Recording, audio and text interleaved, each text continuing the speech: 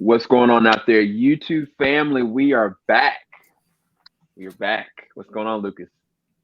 Nothing much. Just ready to talk about this movie that everybody clearly have been waiting so much for that you all attempted to spoil everything in the movie before it even came out. Mm-mm-mm. Shame on all of you all. Yep. We're talking about Spider-Man No Way Home. Now, this is again directed by John Watts. This again starring Zendaya, Tom Holland, but also in this one, it also does star Benedict Cumberbatch as Doctor Strange. And as you've seen in the trailers, something happens at the last one, which was Far Mm. From Home, where Peter Parker was outed and he goes to Doctor Strange with an attempt to try to rectify the situation by presumably erasing that whole situation that happened. And of course, things do not go as according to plan.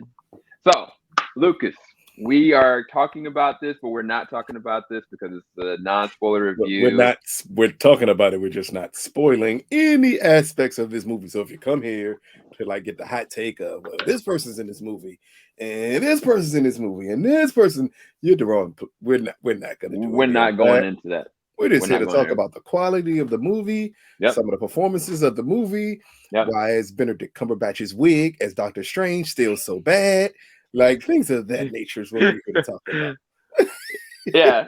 So let's go ahead and just jump straight into it. In terms of um the action beats and the visual aesthetics and the scope and cinematography, in comparison to the other two that's come out, how did this one rank for you as far Now, as visually and just even like a lot of the fight scenes? as it pertains to the fight scenes, the weirdest part of it, and I'm going to say this, and then later on when we talk about the movie as a whole, I'll like elaborate more on what I mean. Yeah. From the action beats of it, I actually don't think this is as good as Far From Home. From the action beats, I didn't necessarily like the way some of the shots were done Hmm. with the action in this film. Not that they're done bad, but it was like low res on some of the stuff. And I was wondering, like, well, what the heck is going on here that it Hmm. feels this way? Hmm. Now, the beats of the movie are much better. This is like set up to be much better than any of the Marvel Spider-Man films. But Absolutely. again, just if we're focusing just on the way it's shot, cinematography, if we're focusing on I throw sound quality in there, things of that nature.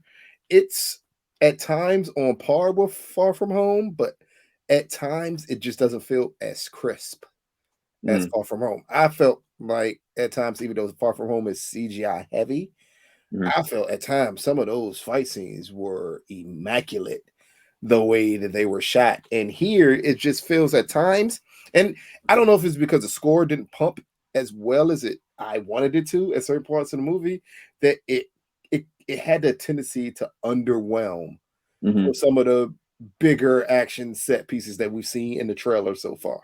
Yeah, I'll elaborate on that. I think that some of the action moments, like the score itself is a very somber score. Like Yeah. it's not like energy pumping. Like it benefits from a lot of the emotional slow moments. Like the score really elevates those moments very well. It's really quiet moments. Um, but when it comes to some of the action, like you said, like and you want to get like intense here. But it's not to say that the action isn't really important and pivotal, specifically in the second to the third act. I mean, technically, even certain things that happen in the first act, I was surprised that they used some practical effects and some practical usage of fighting and allowing Tom Holland and even like what they were doing with other characters that we've seen in the trailers interacting with him. I was really surprised with some of the things they were able to do with that. A lot of surprises that I really did enjoy.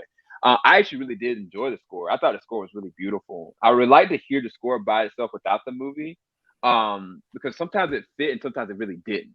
Um, but in terms of the tone in this one, in comparison to other ones, because the other ones, to me, I really couldn't get behind a lot of the humor with the classrooms. I couldn't get behind.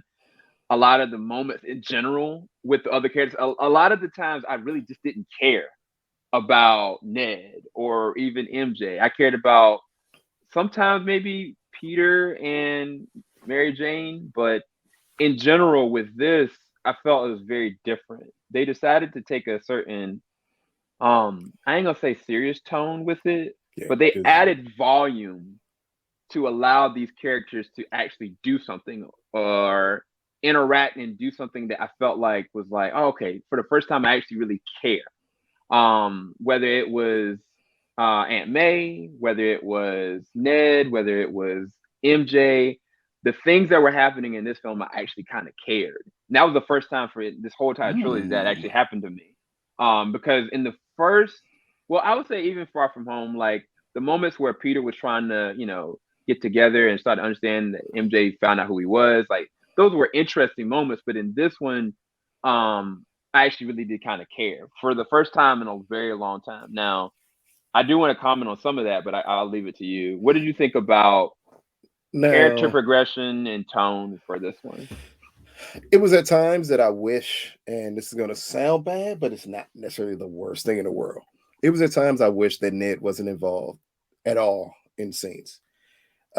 Zendaya and Tom Holland, at times, their one-on-one scenes are the best parts of this movie. Yeah, And then they felt the need to attempt to interject that high kind of as a third school wheel kind of thing. humor type thing, Yeah, and it didn't really work on those moments because it was unnecessary. This was a yeah, time where you kind of wanted to see way more of just him and Zendaya and how that relationship is building. Because when they're alone, it comes across as close to an adult romance as you're going to get it's true. out of these brand of Spider-Man films. The closest to Toby and Kristen Dunst's type of romance from the earlier Spider-Man films. You really feeling like you're picking up on that. And whenever you do, they feel the need to interject humor. Yeah, That is, if it's going to be one glaring flaw, it's going to be the unnecessary at times hmm, amount of humor they try to interject into this film. I yeah, think it's because they do want to keep it still lighthearted while taking a very serious approach to this film. right. But I think we may have been served better with just giving us to say, hey, this is going to be a darker Spider-Man movie. This is going Yeah, to be in the tone of the Amazing Spider-Man because that's the darker tone Spider-Man it's films. true. It's That true. they still did humor, but it's the way they executed their humor. And Right. here they don't necessarily always hit the nail on the head, or at times some moments come across as way too silly. And you're like, oh, so we have all of these people here, Hmm. and you're attempting to like humor us with them. And it's Hmm. like, yeah, we don't necessarily want humor there.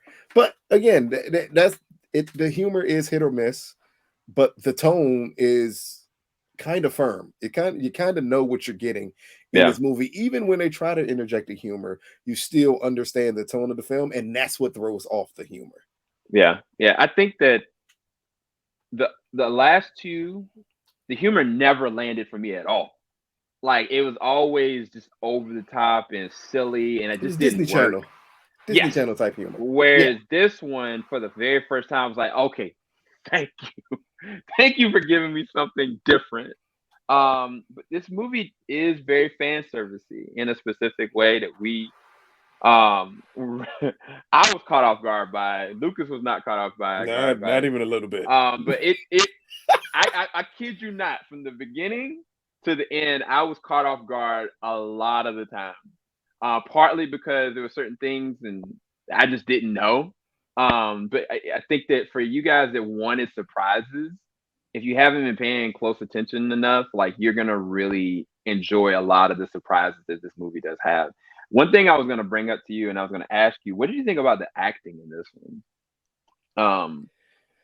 Without saying too much, it's kind of hard to because we can't talk. Yeah, yeah. How do you think about acting? Uh, hmm. Tom Holland still struggles at times to be Spider-Man, and the childlike innocence that he plays with Peter Parker really works well. And even when you take away some of those childhood elements and he's just playing Peter Parker, it still works well. Yep. He's still not necessarily executed properly what it means and how Spider-Man needs to react to things. Not action set pieces, but just in general, and of the tone and the delivery of Spider-Man. Right. Other than that, I mean, it's par for the course. If you're expecting great acting at this point out of this series, I think you're looking towards the wrong series. Mm-hmm. These are really straightforward. All the performances are. So nothing really overly stands out. There are emotional beats in this movie, but none of the emotional beats carry over a lot. Like all of it, you kind of see it coming. Like it in a realm of what Marvel has done, you kind of see it all coming. Like they attempt to build it up, and even when they're building up, you kind of know like, oh, okay, so this is that moment. This is that moment.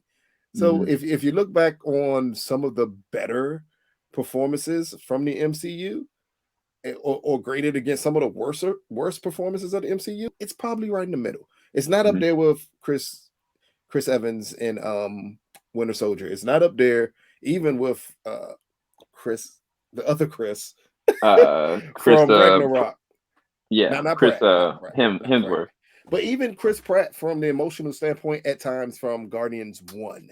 Yeah, I was gonna. Or That's what I was like thinking Michael about. B. Jordan, or even Chadwick in at times with Black Panther. You don't get those emotional moments, but you get Tom Holland attempting to interject as much emotion as possible. The Mm-hmm. problem is they never give him the proper time on screen to convey it. It comes so fast and then it goes so fast that if you don't sit with it, you're left like, okay, that was cute, but you moved on too quick from it.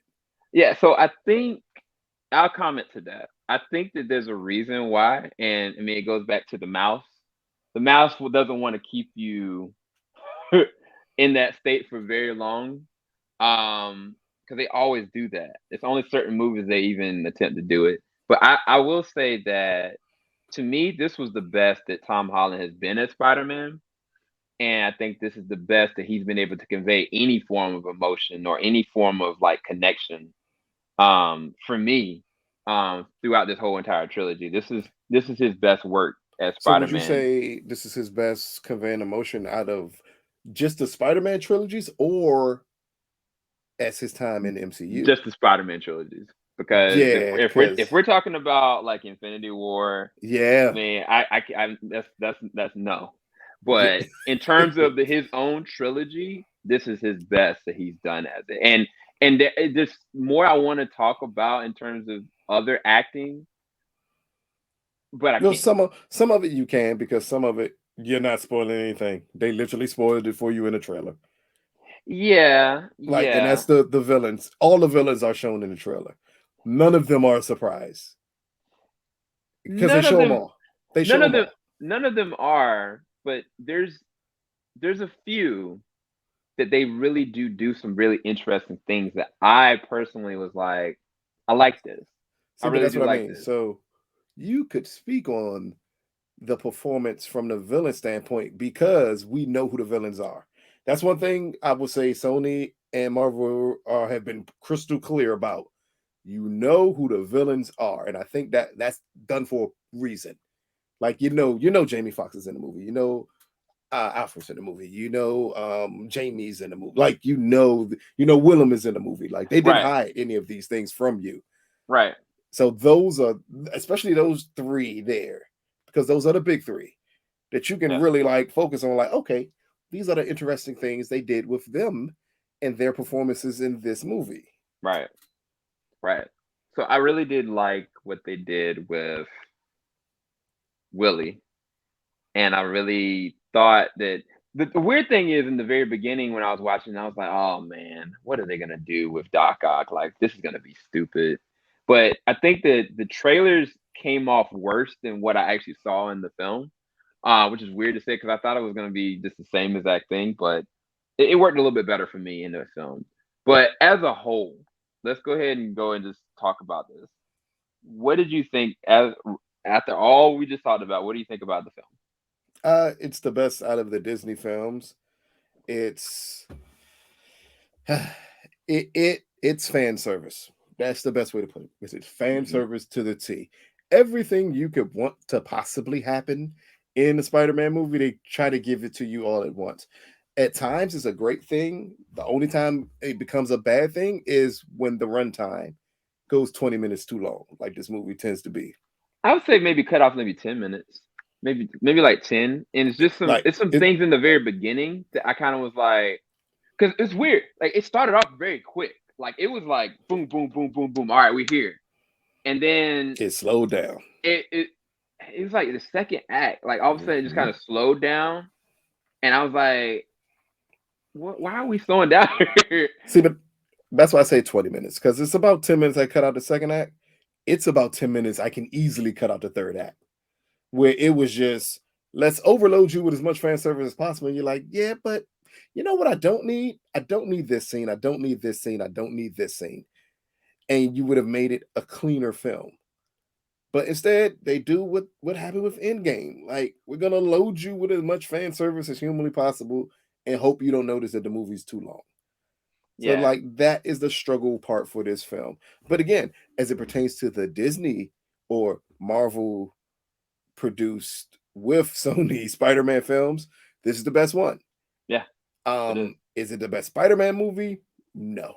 No, Not by a mile, is it?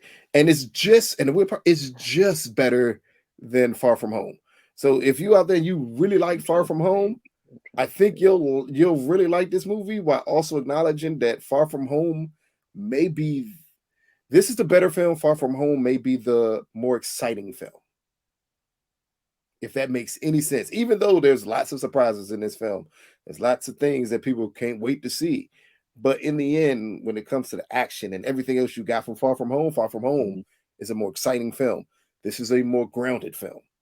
Very. It's very grounded, and it sticks to that.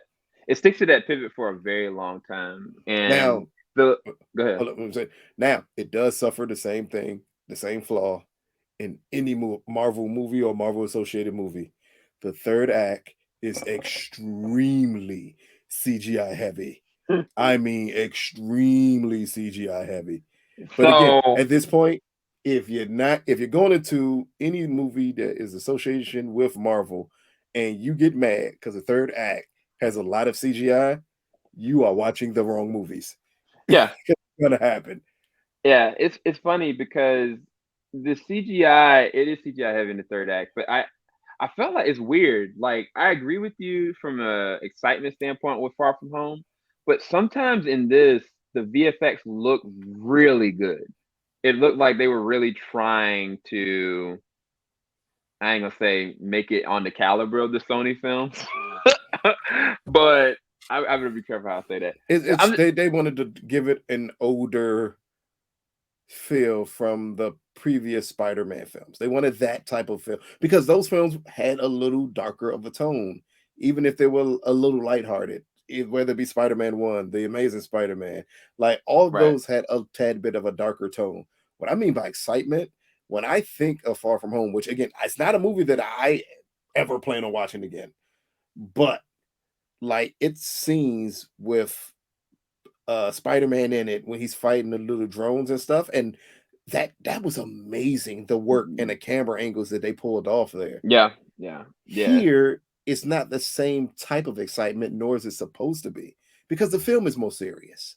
yeah. It is. It's It's like going into a Joe Schumacher Batman film and then complaining that Christopher Nolan films aren't as exciting.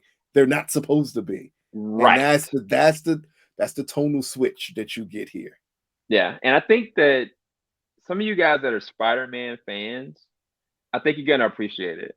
I really do think that there are gonna be people that are really gonna appreciate it. On Marvel side and on Spider-Man side, I think that you're gonna come out of this really enjoying it and maybe possibly wanting to watch it again. I don't know how I rank it. I feel like as a film, I think it's better for me than Amazing Spider-Man 2. Well, But I it don't better know if it touches I was say it better any be of the three Raimi films. what? Um, Huh? I don't know if it touches any of the three of those, or at least the first two. First I'm two. about to say, man. I I'm was about gonna to so say, I was Yeah. So I was thinking Amazing Spider-Man 2, and I was like, oh, okay, yeah. So yeah. So if you rank it, then you would say probably Spider-Man 2, Of course. the Into the Spider-Verse, Oh, Spider-Man 1, oh, and then maybe this. our order's a little off because mine's would clearly start with Into the Spider Verse. Okay. But if we go on live action, I'm gonna try to keep it live action. We all can acknowledge Into the Spider Verse is Sp- the best Spider-Man film. I agree. So, Spider-Man 2, Mm-hmm. Spider-Man 1, Mm-hmm. I will possibly put this right in line with the Amazing Spider-Man, even though the Amazing Spider-Man now is becoming like so underappreciated for what they pulled off with that movie. Yeah. And it may beat this movie out, but at least it's on par with possibly the third best live action Spider-Man. Definitely behind the first two Raimi movies, which are at this point almost unbeatable in a sense Yeah. of live action Live Spider-Man action. movies. But Yeah. this one is as close as I think we're going to get to the Amazing Spider-Man film.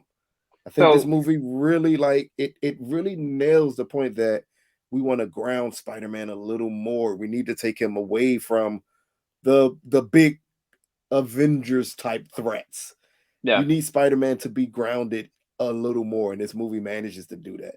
Yeah, I would completely agree. I would put it literally like this is my idea of the third Spider-Man film, the third successful. But yeah. So, what do you rate this? 1 to 10. I know you always do the Superman, or not Superman, superhero versus Oh yeah, film because all split. superhero films are on a sliding scale. So, as far as the superhero film, what do you rate this? I One to would ten. say possibly an 8 out of 10. I knew you were gonna say that. Yeah, I mean, I'm struggling between the 7.5, but I'm gonna say an 8 out of 10. It if it was 15 minutes shorter, I probably would have gave it a better score. But it is long. It does have lots of fan service in it. Some of the biggest big moments of this film I wish were shorter.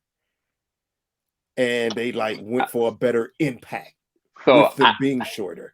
So okay, as a geek, and you know I am, as a superhero, I I ate all of that up. Unfortunately, I all the action moments, all the things that were happening specifically in the third act, I fanboyed out. I'm not gonna lie to you guys. Like I was completely in it. There's a moment in the second act, like Lucas was next to me. He's like looked at me like, oh yeah, he's freaking out. So Yeah, because it did.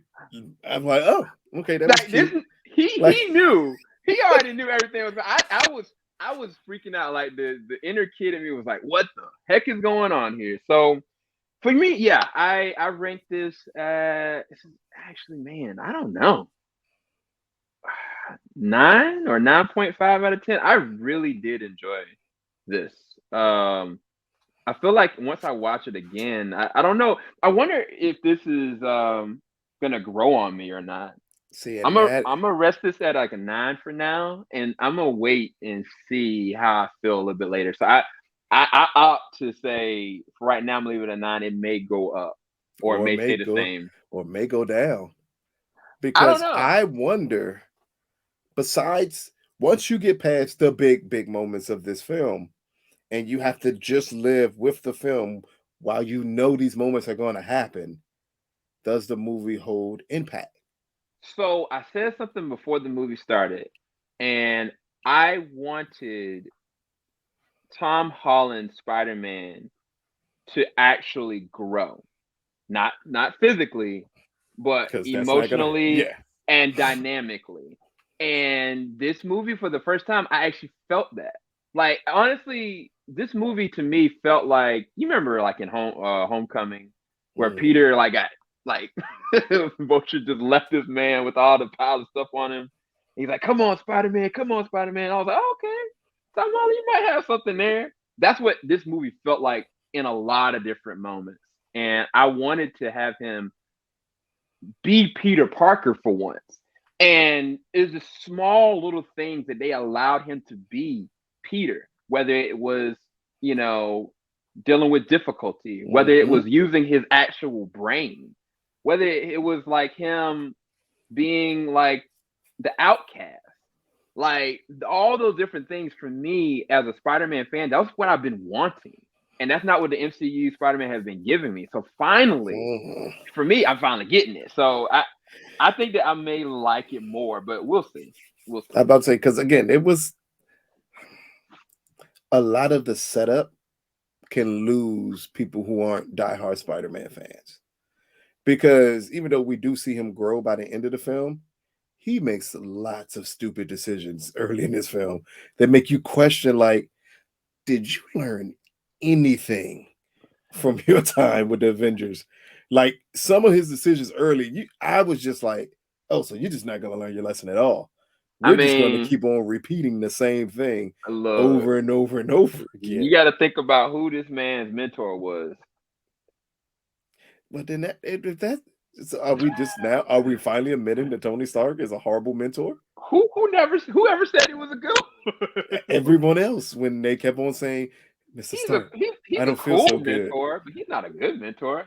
Honestly, Spider-Man would have benefited from Captain America being his mentor. I'm not even But gonna lie, but that's neither here nor there.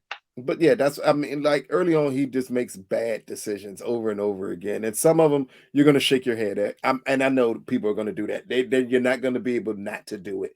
It's it's it's a decision in the second act that's gonna make you say, "That makes no. Why would you do that?" And you got to get him through that moment for him to realize, like, I need to correct certain things, and it becomes better. But then it will always go back to those early moments, and you're like, I can't believe you did this. Right, but in the third act, there's there's some decisions he tries to make that are absolutely wrong decisions, and he's struggling with it, and I like that. I like him actually struggling with a conscious decision that he's trying to make. It's an understandable one, but it's the wrong one, and I really did love that It's aspect a about it. Spider-Man decision. Right, and I the Spider-Man fan in me. It's Oh a my gosh, Spider-Man decision. Lucas, I love it so much. See, But and I think that's going to be the disconnect. And if in all these movies, you wonder what could be the disconnect moment for people. If you are a Spider-Man fan, you will excuse some of the decisions made. If if you are a comic book movie fan, you may not, because you're gonna be like, yeah, why would you do that? And like again, everyone knows the setup here and that moment that we're clearly showing you a picture of. Like it's moments like that it helps to bring back that Peter's a kid, but then it also doesn't ring well for other people because they're tired of seeing Peter be a kid. oh, that's one thing we never talk about. So Doctor Strange in the trailer, I kind of was like, man, what is all this foolishness, and why is he so ignorant to the situation? The movie does present a better explanation to why he's even agreeing to do any of it, and also his reaction to it. So I do like that they cleaned that up a lot better Oh, see, than what I was thinking. I never I had that thought issue because, I was thinking that he's an idiot. Why would he well, even? can I ask a question? When has Doctor Strange ever made a brilliant decision? Doesn't Well, he? So to me, it was status quo for him. Like even when you get the initial setup through the trailers, I was like, "Yep, that makes sense," because that's something Doctor Strange would do. And here you get the same thing, but what you also get is him understanding things need to be corrected whether you like it or not. right, Like that's the key part of Strange is him like, yeah, no, this needs to be fixed. You're either going to do it or I'm going to do it, but it has to happen. right. And So yeah, that's a great part for Strange.